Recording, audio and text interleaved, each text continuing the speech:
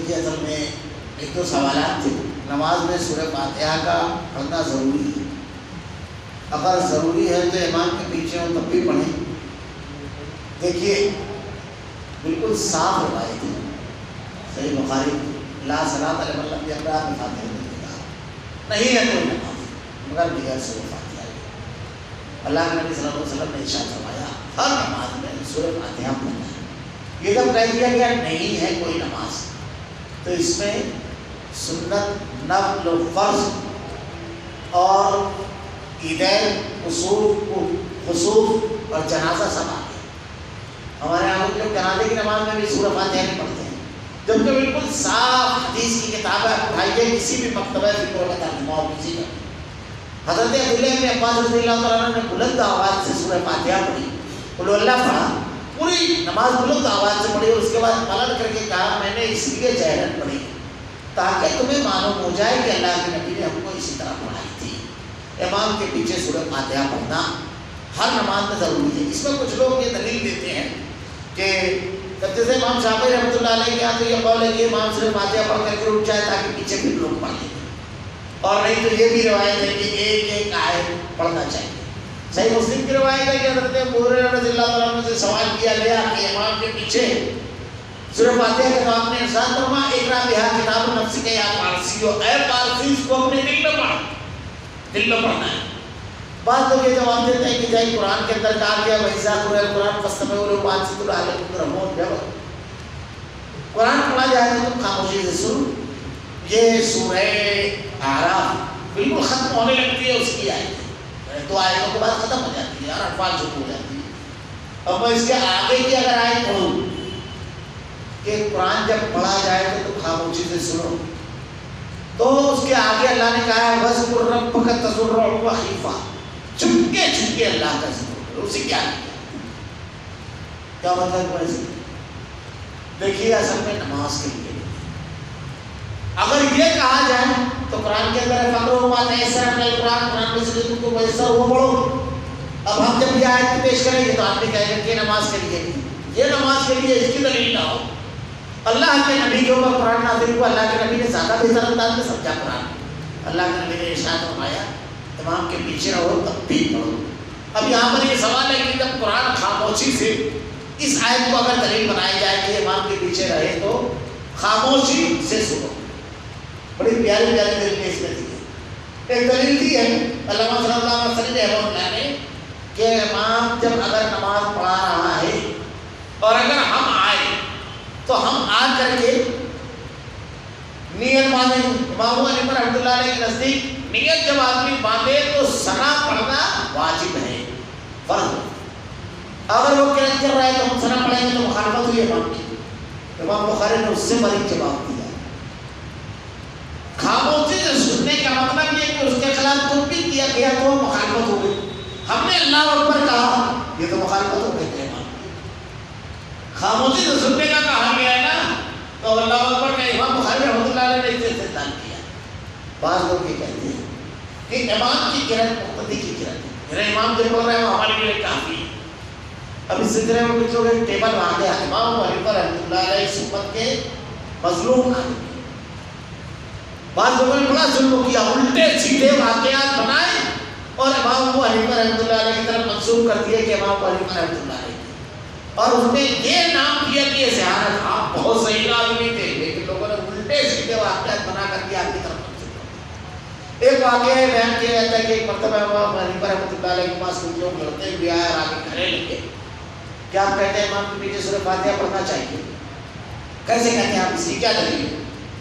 تو آپ نے تحمل اور گردوارے سے کہا کہ ایسا کرو آپ لوگوں میں سب کو ایک آدمی اپنا نمائندہ بنا لو کیونکہ آپ سب ایک ساتھ کہہ رہے ہوتے 40 لوگ تو بات کو سمجھ میں نہیں آتی تو ایک آدمی اپنا نمائندہ بنا لو وہ جو بات کرے وہ سب کی بات رہے. لوگوں نے کہا کہ رائے بہت معقول ہے تو انہوں نے ایک آدمی کو نمائندہ بنا لی. اب جب ان کو نمائندہ بنایا تو امام ابو حنیفہ رحمۃ اللہ علیہ مسکرائے بولا جواب تو ہو گیا نا. ارے بھائی جیسے یہ وہ جو بات کرے گا وہ تمہاری نمائندگی رہے گی امام ہمارا نمائندہ رہتا ہے. ہم خاموش رہتے ہیں وہ اللہ کی جناب میں اپنی باتیں رہتے ہیں. اب یہ واقعہ لکھنے والے نے نہ جانے کتنی چیزیں نہیں سوچی. ہم جیسے کم علموں کو بھی کہتا ہے تو ہم لوگ کچھ اس میں اصلاح کر دیتے, ٹھیک ٹھاک بناتے کہ وہاں وہ ولیمہ دیتے تو یہ تو فقیر آدمی کے اوپر پھر تو واقعہ کتنی خامی ہے اس میں. سب سے پہلی چیز تو یہ نمائندہ جو ہوتا ہے پوری بات کی نمائندگی کرتا ہے, یہ کہیں پہ وہ بولتا ہے کہیں پورے ایسا دیکھے کہ کہیں نہیں نا, تو رکو میں کہاں جاتی ہے امام کی نمائندگی؟ وہاں بھی آپ زبان ربی العظیم مت پڑھو نا, آپ کا نمائندہ ہے نا, وہ پڑھ لے گا کافی رہے گا. قاعدے میں کہ پڑھتے ہو آپ تیار گھر کہیں تھوڑا سا وہ بول رہا ہے اس کے بعد سب بول رہے ہیں. آپ نے نمائندہ مان لیا تو سب جگہ نمائندہ بالکل خاموش رہو. دوسری بات, امام ابو حنیفہ رحمۃ اللہ علیہ انسان تھے اور ان میں یہ کمی اور خامی تھی کہ 10-20 لوگ ایک ساتھ پکارے تو وہ نہیں سمجھ پائے.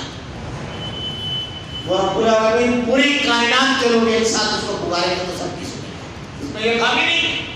تو آپ انسانی خامی کو اللہ کے بے عیب ذات کے اوپر کیوں فکر کریں؟ یہ بھی ایک بات ہے. دوسری بات جو عقلی دلیل دی جاتی ہے میں وہ بیان کر رہا ہوں کہ اللہ کے نبی صلی اللہ علیہ وسلم نے بڑی وضاحت کے ساتھ بیان کیا ہے کوئی نماز اللہ صلاۃ کوئی نماز نہیں ہے بغیر سورۃ فاتحہ کے. تو اس لیے جب ہم امام کے پیچھے ہوں تب بھی پڑھیں اور جب تنہا نماز پڑھ رہے ہیں تب بھی پڑھیں. دوسرے سوال کا شارٹ میں جواب دے دیتا ہوں. صدقہ کن لوگوں کو لینا جائز ہے؟ اگر کوئی مالی حیثیت سے بہتر ہے تو ان سے صدقہ دیا جا سکتا ہے. دیکھیے زکوٰۃ کے مصارف 8 مصرف بتا دیا گیا, 8 جگہ دینا ہے آپ کو, لیکن صدقہ جو ہے تو اس کی قسمیں ہیں. ایک صدقہ تو یہ ہے کہ جیسے سجد جو ہے یہ زکوٰۃ اور صدقہ نہیں ہے. حقیقی سجد اللہ کے نبی کے خانوادے کی, ورنہ ابھی تو اتنے سجد ہیں کچھ لوگ تو 4 کلاس پڑھنے تک کے خان تھے, اس کے بعد بھی سجد ہو گئے. بہتر یہ ہمارے لیے خیر تو جو ہے ان کو نہیں. اب صدقے کی قسمیں اللہ کے راستے میں اگر صدقہ کرنا ہے تو آپ کس کو دیں گے؟ اپنے قریبی رشتے داروں. اب دیکھیے اس میں مالی حیثیت سے بہتر کبھی ایک آدمی کا ایسا ہو سکتا ہے کہ بہت اچھا گھر ہو اور اس کے پاس گاڑی موٹر سائیکل چھائی گاڑی ہے اور آپ تو سیڑھی 100 پہ چل رہے ہیں یا 80 پہ. اس کے بعد وہ گاڑی ہے گھر میں فریج ہے سب ضرورت کی چیزیں, اچانک حالات ایسے ہوئے کہ اس کو ضرورت پڑ گئی. اللہ کے نبی نے کہا گھوڑے پر سوار آئے گا آدمی, ضرورت مند تو اس کو دو. اگر وہ ضرورت مند ہے اس وقت تو اس کی کیا حیثیت ہے کیا اسٹیٹس ہے جو اس کو اس وقت. اور بعض چیزیں ایسی ہوتی ہے آج کے دور میں جیسے شہر بڑا ہوتا ہے, موٹر سائیکل آدمی کی مجبوری ہے, ورنہ رکشے کے خاجات اپنی فیملی کو لے کر جانا اپنی ضرورت کے لیے دوسرے مقامات پر ضرورت ہو گئی. یہ اگر مالی اعتبار سے بہت مضبوط اور مستحکم ہے, اس کو ضرورت نہیں ہے تو آپ اس کو دے کے ہوئے ہیں. آپ خود اس کو جب صدقہ بول کر دیں تو وہ دوسرا مقدمہ کھڑا ہو جائے وہ لے لیں. ایک قسم اور بھی ہے صدقے کی, وہ یہ اللہ کے نبی نے کہا بہترین صدقہ یہ ہے کہ آدمی اپنے اہل و عیال کا خرچ کرے. یعنی آپ کسی دن تیتر لے کر چلے گئے 5 سال خرید کے, بٹیر لے کر چلے گئے, کبوتر لے کر چلے گئے, اپنی فیملی میں بیٹھ کر کھایا, یہ صدقہ ہو. اپنے دوستوں احباب کو کھلایا, ہماری فیملی کو چھوڑ کر اس کا حق بھی ہے, وہ بھی صدقہ ہوگی. یہ جو دعوت وغیرہ کھلاتے ہیں الگ الگ قسم ہے. تو اگر ضرورت والا معاملہ ہے تو ضرورت مند کو دیکھنا چاہیے. اور ایک بات اس میں یاد رکھیں کہ اپنے قریبی رشتے داروں کو دیکھو, اپنے نانا چاچا ماما بھائی ان کو دیکھو. اگر وہ غیرت مند ہے تو چپکے سے ہیلے بہانے سے دو, تحفے کے نام پر دو, مگر ان کو قریبی رشتے داروں کو اللہ کے نبی کے ارشاد میں ڈبل ثواب ہے. ایک رشتہ جوڑنے کا اور دوسرا صدقے کا 2 ثواب ایک ساتھ جمع ہو جائے گا. ہمارے یہاں بڑا عجیب مزاج ہے, جب صدقہ کرنا ہے تو بہت اچھی چیز ہے, مسجد میں دینا, مدرسے میں دینا, یتیم خانے بہت اچھی چیز ہے. لیکن ہمارا رشتے دار غیرت مند کون لوگ ہوتے ہیں؟ ایک آدمی اس کے 6 بچے ہیں, اکیلا کمانے والا ہے گھر کا. اب اکیلا کمانے والا ہے, کتنی پگار اٹھا رہا ہے, آپ بھی اسی کرانے سے دکان کرانے سے سامان لے رہا ہو جہاں سے وہ لیتا ہے. مزدور کے لیے الگ ریٹ نہیں ہوتا. تو ہم کو سمجھتا ہے چاہے اسکول کی فیس بھرنا ہے, میڈیکل پرابلم آ سکتا ہے, تو یہ غیرت اس کی زبان میں کھلوا آپ تحفے کے مختلف لیے مانے تھے آپ اپنے بھائی کو تک پہنچاؤ. یہ بہت ضروری چیز ہے. اللہ کے نبی نے کہا تلاش کرو اللہ کی جنت حاصل کرنا ہے تو نیکیاں ڈھونڈنا ہے اور ایسا مقامات جہاں لوگوں کی غیرت و حمیت زمانے میں کھلواتی ہے. اگر آپ نے پہنچا دیا وہ جو دعا دل چل کرتی ہے وہ ایک الگ کیفیت رہتی ہے. دیکھیے میں میرے خیال سے اس واقعے کو کم سے کم 30-35 سال چلا کر ہمارے ریش وغیرہ بھی نہیں ڈھونڈتے تھے اس وقت داڑھی وغیرہ. تو ہمارے ایک دوست تھے وہ اس سے کہنے لگے کہ میں بقرعید کا جانور تیرے یہاں سے کٹواؤں گا. باسی کا دن تھا بہرحال ہم لوگ گئے تو ایک مکان پر جہاں جانور کاٹنے گئے تو ایک جانور بہت اونچا پورا تھا. اس وقت آج تو لوگ ہنسیں گے اس وقت اس کی 15,000 کی جب 1200-1400 میں جانور بڑے جانور ملتے تھے اور 4-5 ہزار میں تو لوگ دیکھنے آئے ایسے جانور اس وقت کی بات ہے. تو میں نے جانور ذبح کیا تو ان کو کہنے لگے کہ میرا بھی ذبح کر دو. میں نے رکو یہ میرا دوست تھا تو میں اس کا ذبح کیا. تم کو میں دعا پڑھا دیتا ہوں جہاں پر بولوں گا آپ کے گھر والوں کی طرف سے منڈی میں آلی بیٹی بول کر کے کاٹو بہت مزہ آتا ہے. بولے میں کاٹ سکتا ہوں. میں نے کاٹو اس کو کٹوایا. میں اس میں حکمت یہ ہے کہ اگلے سال دعا یاد کر لے. وہ اتنا بڑا جانور 4 لائن کی دعا یاد کر لیتے ہیں ورنہ نہیں آتا تو بسم اللہ نہ ہو لیکن خود سے کاٹو اس کا پتا نہیں. جب وہ کاٹ لیا تو کھڑے ہو کر بات کرنے لگے تو میں نے کہا چپڑے کاٹ جائیں. ارے بولے وہ دیکھ مدرسے میں دیکھ مولانا دیکھو تمہارے قریبی رشتے داروں میں کوئی کمزور نہیں ہے کیا؟ کہنے لگے کہ ہے نا اپنا بھائی. بولے اس کو یہ اس کا آگے غبار مساکین کہا. اب آج سے زیادہ قیمت جب تھی اس چپڑے وہ جو قیمت اتنا بڑا جانور تھا کہ قیمت نے بہت بڑھ پڑی. میں نے حدیث وغیرہ جب سنائی اللہ تعالیٰ دل میں بانٹ ڈالنے والا ہے اس نے وہ پیسہ اپنے بچے کو دیا اور ایک ہی لڑکا تھا اس کا 12-14 سال کا اور وہ بچہ لے کر کے چلا گیا اپنے بڑے ابو گیا. میں ہم لوگ دوست چائے پینے کے لیے چلے گئے. جب واپس آئے تو اس کی آنکھوں میں آنسو بھرا ہوا تھا اور اس کے جانور کا تھوڑا سا حصہ دل کو رکھا ہوا تھا. وہ بڑی حیرت ہوئی کیونکہ کہنے لگا کہ یہی سب سے بڑا بچہ ہے. تو جب جا کر کے میں اس سے پوچھا تو بڑی جذباتی تھا اس کو پکڑا پکڑا کیا بات ہے. تو کہنے لگا کہ یہ جانور گھر لے جانے میں میں تھک جاتا تھا اسی لیے بازی کو کرتا تھا تو 4 بج جاتا تھا.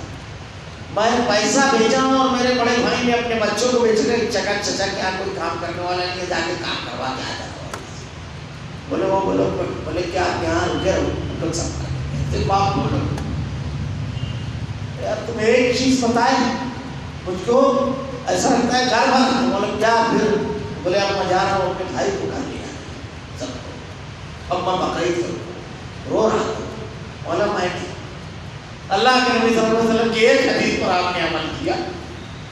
بولا سب سے پہلے یاد رکھنا ہمارے قریبی رشتے دار بہت ضروری چیز ہے. نہ جانے کتنی محرومیاں ہوتی ہے کبھی سوال نہیں ہوتا وہاں پہنچا سکتا. صدقہ کسی کی ضرورت پورے کر دینا اور اس کے دل سے آپ کے لیے دعا کرتی ہے. یہ اسی لیے مصیبتیں اپنا راستہ بدل دیتی ہے. صدقہ بیماریوں سے مصیبتوں سے تکالیف سے نجات کا سبب اسی لیے بنتا ہے کہ جب اس کو ملتا ہے اور وہ جب کہتا ہے اللہ رب العالمین نہیں وہ کریم مقبول کرتا ہے. اللہ رب العالمین ہمیں صحیح عمل کرنے کی توفیق